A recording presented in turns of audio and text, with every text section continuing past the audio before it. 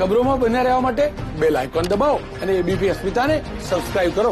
છોટાઉદેપુરના ગઢ ભીખાપુરમાં યોજાયેલા ધાર્મિક કાર્યક્રમમાં સોશિયલ ડિસ્ટન્સના ધજાગરા ઉડતા જોવા મળ્યા। ભાજપના સ્થાનિક આગેવાનોની હાજરીમાં જ નિયમોના ધજાગરા ઉડ્યા। રાત્રિના સમયે યોજાયો હતો આ ધાર્મિક કાર્યક્રમ, જે આ કાર્યક્રમમાં મોટી સંખ્યામાં લોકો એકઠા થયેલા જોવા મળ્યા।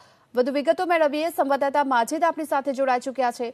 માજીદ, રાત્રિના સમયે યોજાયેલો આ ધાર્મિક કાર્યક્રમ અને ભાજપના સ્થાનિક આગેવાનોની હાજરીમાં સોશિયલ ડિસ્ટન્સના ધજાગરા ઉડ્યા, લોકોમાં ક્યારે આવશે જાગૃતતા?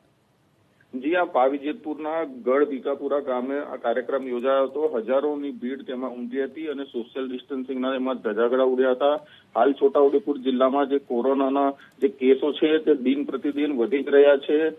દરરોજ કેસો આવી રહ્યા છે અને તેવા સમયે જ્યારે આવા કાર્યક્રમો યોજાય, જે ધાર્મિક કાર્યક્રમોને લઈને લોકો આવે છે અને સોશિયલ ડિસ્ટન્સિંગનો અભાવ રહે છે, તેને લઈને કોરોનાનો જે વધવાનો ખતરો વધી જાય છે અને આ કાર્યક્રમમાં બીજેપીના જે સ્થાનિક નેતા છે તે પણ હાજર હતા।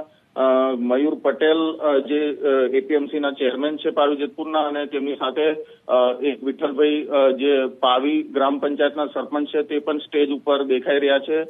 જે ફોટો અત્યારે સામે આવ્યા છે અને તેમાં સીધું દેખાઈ રહ્યું છે કે જે સોશિયલ ડિસ્ટન્સિંગ જે કોરોના અને જે ગાઈડલાઈન છે તેનું ઉલ્લંઘન થઈ રહ્યું છે। જી માજીદ, આ કાર્યક્રમ અંગે કોઈ મંજૂરી આપવામાં આવી હતી કે કેમ, અને પ્રશાસને અત્યાર સુધી કોઈ કાર્યવાહી કરી છે? આ કાર્યક્રમ અંગે કોઈ મંજૂરી આપવામાં નથી આવી અને પ્રશાસન આ કાર્યક્રમથી બિલકુલ તેઓને ખ્યાલ જ નથી કે આવો કોઈ કાર્યક્રમ યોજાયો હતો।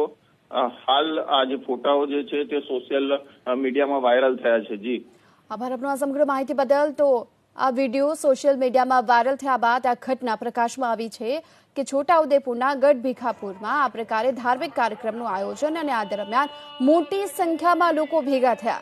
એવામાં કોરોનાનું સંક્રમણ ફેલાય તેવી શક્યતા છે અને અહીં બેઠેલા લોકોએ માસ્ક પણ નથી પહેર્યું, ન તો સોશિયલ ડિસ્ટન્સના નિયમનું પાલન કરવામાં આવ્યું।